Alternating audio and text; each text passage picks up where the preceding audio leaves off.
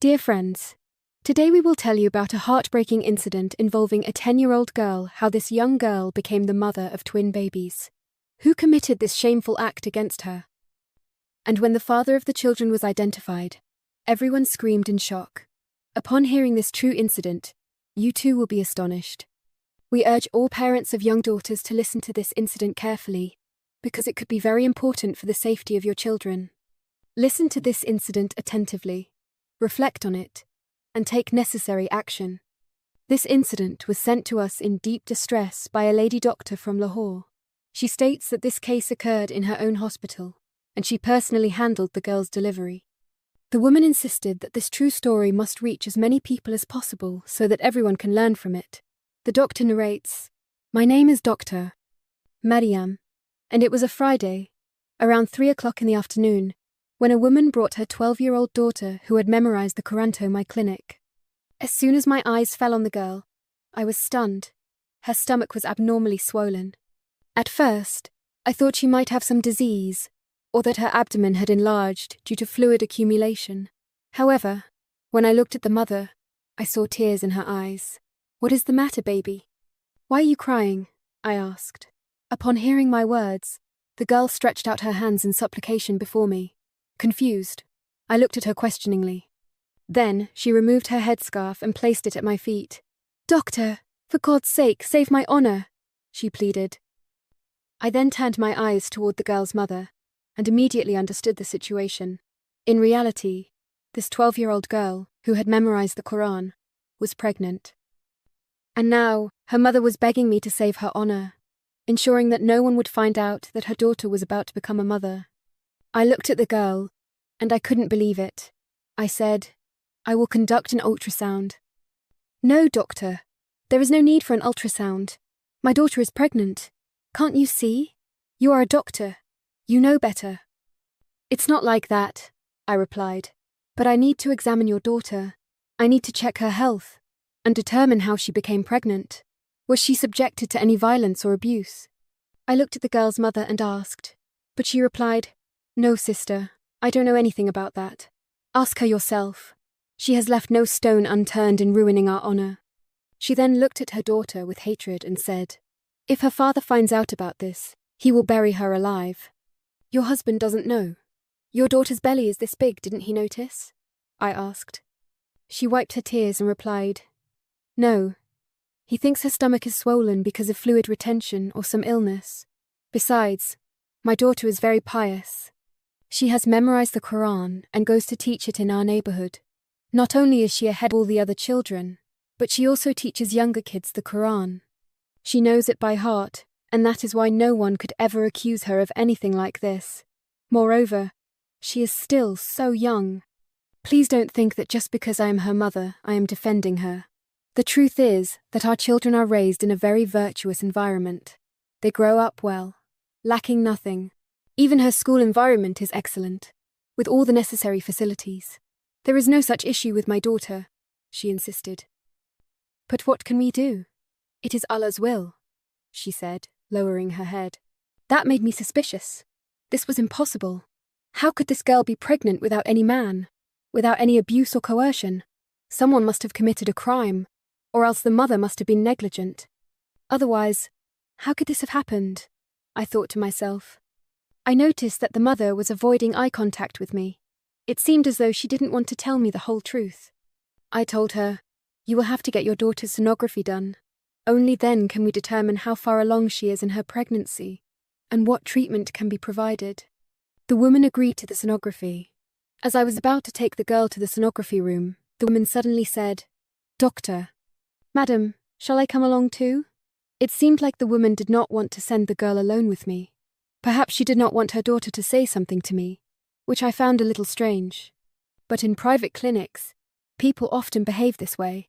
In government hospitals, patients do not argue as much, and usually comply with the doctor's instructions. However, here, most patients try to have things their way. That woman also wanted to accompany her daughter to the sonography room, so I did not refuse. She entered the room with us. As I began the sonography, she kept her eyes fixed on the screen. Then she asked me, 'Do you have any hope? I mean, is there any problem?' This is just a little girl and she has not committed any crime. Then why do you keep insisting on the same thing? I realized that the woman was very distressed and extremely sensitive about her daughter. When the sonography report came in, I understood the situation clearly. However, I did not want to reveal everything to her immediately. I thought that no mother would want to see her 12-year-old daughter, who had memorized the Quran, in such a condition. Hearing the truth might make her lash out at the child. I gently explained to her that her daughter was going through a very delicate situation and needed to be taken care of properly. I told her that for the sake of her daughter's health and life, she must be very cautious. When I informed her that her daughter was pregnant and almost 8 months along, the woman was utterly shocked. I told her that at this stage, terminating the pregnancy would be dangerous, and she needed to take care of her daughter. However, she became extremely distressed and began crying, saying, "If I take my daughter home, people will bury us alive. Put yourself in my place, would your husband ever forgive you in such a situation?" Seeing her distress, I made her an offer. I told her that if she wished, she could leave the girl at my clinic until the baby was born. She immediately agreed, and said she would tell her husband that the girl was staying at her aunt's house. I reassured her, and told her she could leave her daughter at the clinic, and I would take care of her. The next day, when the girl's mother returned, she brought food and other supplies, and said she would visit frequently to see her daughter. The girl missed her mother, and wondered what was happening to her. Nevertheless, I kept her at the clinic. As her delivery date approached, I grew concerned that this case might take an unusual turn. I had already assured her mother that she did not need to worry, that her daughter's case was in my hands, and that I would not let her be ruined. Nor would it affect her future in any way. Anyway, on the day of delivery, she gave birth to 2 beautiful babies. The babies were chubby, adorable, and healthy. When I looked at them, my astonishment knew no bounds. They were twins. I had never seen anything like this before. The girl's health was in very bad condition. I took her straight home from the hospital. Now, she looked like a grown woman. I felt deep sorrow for her condition. I tried asking her again, but the girl knew nothing. Nevertheless, those children were hers. I strictly instructed that no one in the house should be informed about this matter. I also explained the entire reality to the girl's mother, that the 2 newborn babies had been given to a childless couple. I assured her that she did not need to worry about them, as they were in safe hands. The girl's mother seemed relieved. She gave me thousands of rupees as a token of gratitude and said, "Thank you so much for standing by me in this difficult time." I had told my husband that I had sent my daughter to her aunt's house. He was satisfied. Anyway, he doesn't pay much attention to the children, but if he had found out, I don't know what he would have done, or what would have happened. Saying this, she took her daughter and left. I believed she was now at peace, and her worries had ended. However, I couldn't stop thinking about her daughter. It felt as if she wanted to tell me something but was too troubled to express it. I didn't ask her anything more. After the girl left, the nurse who was in my room asked me. The nurse said something strange. She asked, "Don't you think the girl's mother's behavior was a bit odd?" I did feel something was off, but I brushed it aside. I didn't want to get involved in unnecessary thoughts. Besides, I had put this case out of my mind. It never even crossed my imagination that the girl would have to come back to me again, that I would have to see her again. I believed that this was the biggest misfortune that could have befallen those people. I was certain that the mother would now take extra care of her daughter, ensuring that she would not go out or be allowed to meet people freely. I thought she would closely monitor her every move and interactions. I had assumed that this was the first and last such incident in that girl's life. But then, something happened that I had never expected. About 7 or 8 months passed, and the girl returned to my clinic. This time, her mother was with her, and the girl was wearing a large scarf. Her height had noticeably increased, and it seemed like she was facing another issue in her life. I thought perhaps she had come to talk to me about some other problem, but the moment she arrived, she dropped a bombshell on me. I asked, "Why have you come this time?" The mother replied, "My daughter is showing the same symptoms again." I asked, "What symptoms?" At this, the girl's mother broke into tears. Seeing her crying, I immediately understood that something was terribly wrong. The same thing had happened to her daughter, again the same reason she had come to me before. I couldn't believe that such a young girl had to go through these horrors twice, at such a tender age. And on the other hand, her mother seemed completely unaware of what was happening to her. Even the girl herself did not seem to know. I asked, "How did this happen again? You told me that your daughter was." "There is no one around who could have done this, so what exactly is happening?" the girl's mother cried. "Doctor, I don't know anything myself. My legs have been trembling ever since I started suspecting this about my daughter. Please, at least conduct a test to find out whether what I am thinking is true or false. I haven't taken her for any other tests yet. Since you already know my situation from before, I came straight to you. For God's sake, check and tell me if what I am fearing is true or not. I pray to Allah that all of this turns out to be false. Otherwise, I will die while still alive. How will I make excuses to her father this time? This will bring such a storm into my life that my existence will be ruined forever." I reassured her and said, "Do not make baseless assumptions. Let me examine your daughter first. Until we have the test results, you should not jump to any conclusions." But the moment I took the girl to the ultrasound room and looked at the screen, the ground beneath my feet seemed to disappear. My eyes widened in shock. I could not believe it. I had never imagined that the exact same thing would happen again. I told the girl's mother the truth. She broke down, crying, "Please don't say that. Say it's a lie." I swear on the Quran, I am ready to take an oath that I am telling the truth. I have no idea how this happened to my daughter. You must think that I am a terrible mother who doesn't even know such a basic thing about her own child. But I swear, I truly don't know how this happened. I said, "There is no need to panic now. With the use of medication, this matter can be resolved. You won't have to go through the same trouble as before. However, if this keeps happening repeatedly, your daughter's health will deteriorate. Such situations at a young age are extremely dangerous for her. You know how weak she already is. She is not only too young but also frail and fragile. You will have to take extra care of her." Hearing my words, her mother replied, "Of course, I will take care of her. I will take care of her. Just give me the medicines," she said. "But please tell me, who is the criminal responsible for my daughter's condition?" The woman sat in my clinic crying.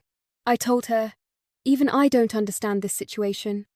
I have tried many times to ask your daughter gently, but she insists that nothing like this has ever happened to her. She says she has never noticed anyone looking at her inappropriately or attempting to touch her. She says that whatever happens, it happens suddenly, and she has no knowledge of it." Hearing this from the girl, I was shocked. I had thought that this would be the last time something like this would happen to her. But barely 2 or 3 months had passed when the woman returned to my clinic with her daughter again. This time, I was furious upon seeing them. It seemed like they were deliberately pretending, because it was simply impossible for a child to repeatedly become pregnant without either the girl or her mother knowing anything about it. This time, I didn't even bother performing an ultrasound. I simply wrote a prescription for some medicines and handed it to them. However, the girl's mother was extremely distressed. Tears streamed down her face, and her hands trembled as she spoke. "Where will I go? What will I do if the same thing happens to my daughter again?" I said, "Madam, in today's world, no one is as foolish as you are making me out to be. Whoever is doing this to your daughter is from your own household. Either you have remarried, and your husband is her stepfather, or there is something else you are not telling me. If that is not the case, then you need to ensure your daughter's safety. Keep her with you at all times. I don't believe that if you keep her under your watch constantly, something like this could happen again." The girl's mother pleaded, "Believe me, I do exactly that. I only send her to study. Other than that, she is always in front of my eyes." As we were talking, there was a knock at my clinic door. A young girl, around the same age as the first, entered with her mother. The moment she saw me, she said, "I need to speak to you about something very important privately." It was clear that these people did not want to face each other. I looked at the woman standing with the second girl. She appeared deeply distressed, with tears in her eyes. I immediately sensed that this was a similar case. I sent the first woman and her daughter home, and turned my attention to the second woman, as it was her first time visiting my clinic, and she needed my time. It was important to speak with her. I sat beside her and noticed that her daughter was also suffering from severe abdominal pain, just like the first girl. The mother said, "I am very worried about my daughter's stomach pain.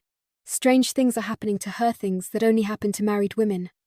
I looked at the girl, and from her appearance, I immediately understood that this was the same case as the first girl. I sent her for an ultrasound, but when I saw the report, the ground beneath my feet seemed to disappear. This girl was also pregnant just like the first one. I felt deeply sorry for her. Seeing this, I became extremely distressed. I told her mother the truth, clearly and directly. Your daughter is expecting. The woman held her head in her hands and sat down in shock. I don't understand, how is this even possible? She murmured. I then told her about the first girl as well because she needed to think deeply about this situation. After witnessing all of this, I could no longer tolerate it. I immediately contacted the police regarding these girls and narrated the entire story to them. In our society, the police have a bad reputation, which is why people are often afraid to involve them, especially in cases concerning young girls and women. People try to suppress such matters, fearing unnecessary disgrace if the police get involved.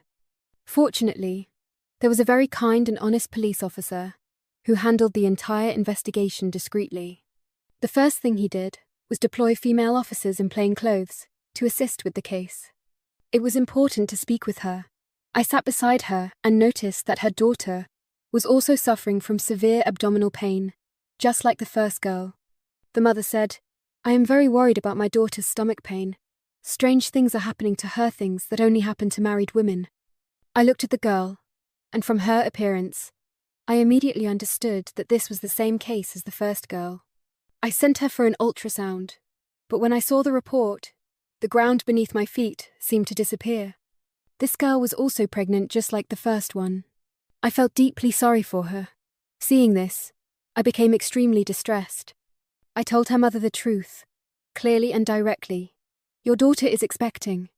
The woman held her head in her hands and sat down in shock. I don't understand. How is this even possible? She murmured. I then told her about the first girl as well, because she needed to think deeply about the situation. After witnessing all of this, I could no longer tolerate it.